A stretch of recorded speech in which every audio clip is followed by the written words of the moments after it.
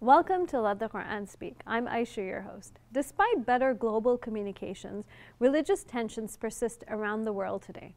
How can we overcome these tensions and find common ground for religious tolerance? Today, we'll review a book that tackles this very question by bringing together 15 influential practitioners of the Abrahamic religions to address religious liberty and tolerance from the perspective of their own faith traditions. Let's sit down and get Dr. Shabir's thoughts on this book, Abraham's Children, Liberty and Tolerance in an Age of Religious Conflict. Welcome to the show, Dr. Shabir. Pleasure to be on. So we're doing a book review today. It's called Abraham's Children. I'm just wondering, was that a deliberate choice on your end given the political climate, or did you just want a good read? Actually, in a way, I stumbled upon this book. You asked about, the situation today, and of course, the subtitle may seem to reflect that situation: liberty and tolerance in an age of religious conflict. I like the cover of the book. It has three symbols representing three religions: a moon and star to represent the Islamic faith, cross to represent Christianity, and the Jewish Star of David. But no, I didn't pick this book as my first choice. I kind of stumbled upon it. My first choice was actually a book that I already had in my library entitled Abraham's Children, similar title, edited by three scholars, Timothy Winter and others. It's a collection of articles by various scholars representing the three faiths, all talking about how we can appreciate the other faiths and how we should live in tolerance and so on as part of the Abrahamic family. But that book, which I at first hoped that we could review on this show, is not easily available. And where it's available, it's quite pricey. But in my search for books related, because the idea, of course, is quite attractive. The idea that these three faiths, Judaism, Christianity, and Islam, are together classed as the Abrahamic faiths because we look back to Abraham as the founder of the monotheism, which is handed down into the three monotheistic religions called the Abrahamic faiths. The idea is very attractive, and in searching for other books dealing with the same, I found that actually there are many books which have a similar title. Although I have to say that in searching, sometimes you get books dealing with Abraham Lincoln, because if you search for Abraham's Children, you get a lot of books for Abraham Lincoln.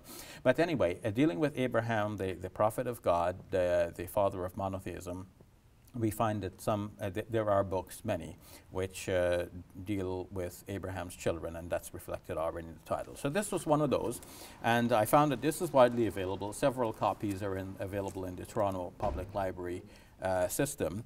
It's an easy read and a very attractive book. First of all, there's an introduction by the collator, edited by Kelly James Clark. Kelly James Clark makes the case for religious tolerance and shows that these three great religions can be and should be tolerant of each other. Kelly explains that the word tolerate comes from its root meaning as to endure or to bear. And that speaks to the use of the word tolerate, in that sometimes we have to bear things or endure things that we don't quite agree with, but we let them be. We live with these. So we can live with differences. And the author then says, some people may say, well, it's how do you just tolerate other people? It's like, you find other people overbearing and you have to tolerate them. But the answer to that is that we tolerate ideas, though we love people. So it's not that we tolerate people, we respect people, but we tolerate the different ideas that are there. Now, the editor's intention was that the various contributors from the three religions should speak not from a modern secular perspective on why we should have tolerance, because everybody says that anyway, from a modern secular perspective. In fact, generally people will say we need to go beyond tolerance and speak of respect and mutual acceptance. But what the editor wanted to achieve here is to have the essay writers speak about tolerance from the perspective of their religious sacred sources. So this is coming right out of the religion itself. It's not something that we're imposing upon the religions. So it's going back right to each scripture and what the scriptures say about religious tolerance. Exactly. Yes. So, and we see in each case, in representing Judaism, Christianity, and Islam, the writers have been able to draw from their sacred scriptures. Some drew from the Old Testament, some drew from the New Testament, some drew from the Quran and sacred Islamic sources. How is it organized? Is it organized separately in terms of, you know, this is what Judaism says, this is what Christianity says, or is it more of a mix to reinforce more of a collation of sorts? It's actually just dissected. First section on Judaism, second section on Christianity, third section on Islam. I know what you're asking. Would it be nice if there's some kind of interaction between the various writers? But at least this is quite an achievement as it is to bring the writers together, because then what has happened here is that we have found, I have found that the writers are generally critical of their own traditions. So we will find that Jewish writers are generally critical of Israel, and they point out the human rights abuses that they have observed coming from that direction, and they pity the Palestinians who are often the victims of this sort of human rights violation. Then we look at the Christian sources, the Christian writers. The most interesting writer among the Christian writers here is Jimmy Carter, former president of the United States, and he is also pointing out that people can be intolerant from all faiths, and even though Christianity teaches love and respect for other people, there have been Christians who have not actually lived up to that ideal, and he is obviously calling on Christians to do exactly that, to live up to that ideal. And then among the Muslim writers, we have a very interesting writer, Abdurrahman Wahid, who was the first democratically elected president of Indonesia. Now deceased, may God have mercy on his soul, but he has written an excellent piece for a religious leader who we expect to come from a secular perspective.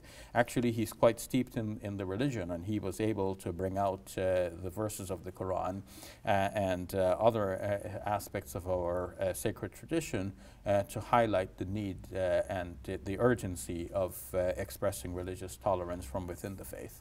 Did you find, I mean, I think you gave us a good sample, but did you find that because they had a certain number of scholars from each religion, did you find that there was a redundancy of sorts within each of those sections, or did each of the different authors of the different articles bring a unique voice and conversation? Some overlap is inevitable, but each author did in fact bring out specifics and looked at the problem from a unique angle. For example, there's one Jewish writer who spoke about intolerance that is expressed within the Israeli education system.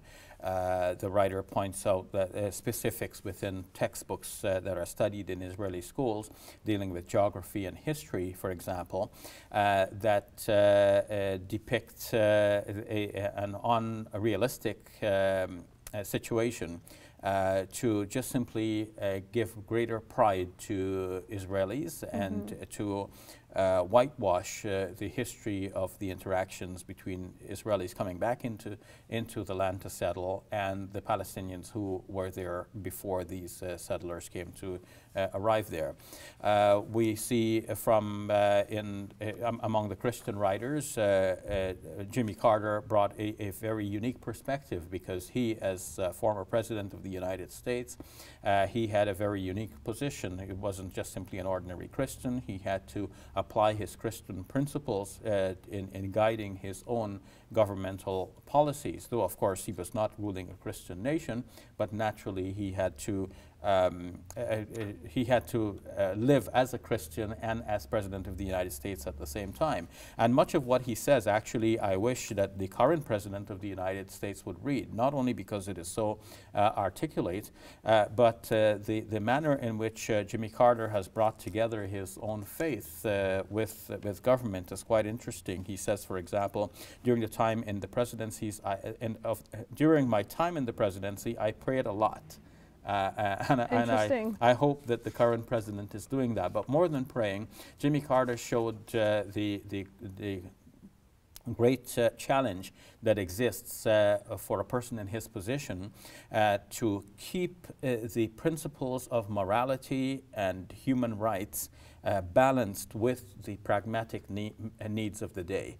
And many are observing that in our current climate, often the human rights issue and the moral standards are being lowered in order to look at, for example, national security or American interests. And I think Jimmy Carter expresses it in a way that is so succinct and persuasive that if the current president were to read this, it may have an effect for the better. If you had, sorry, just as we wrap up, if you have to rate this, what would you rate it between 1 to 10 and why? I would give this book a 10. Oh, wow, okay. Yeah, I don't think you've ever rated a book 10 out of 10. No, and I've hesitated in the past to even give numbers, but this is such an excellent read that I believe that it is well worth studying. It should be adopted for classrooms and taken as a course book for a subject that is related to the Abrahamic faith or even to politics in the Middle East. It is very informative, and the writers have given us a very a good bit of thought matter to dwell on. Perfect. Thank you very much, Dr. Shabir. You're welcome. Hey YouTube, we hope you benefited from this video. If you liked it, or if you didn't, let us know in the comments below. And if you're interested in learning more, check out some of our other videos. And don't forget to subscribe so you can get new videos every Monday, Wednesday, and Friday.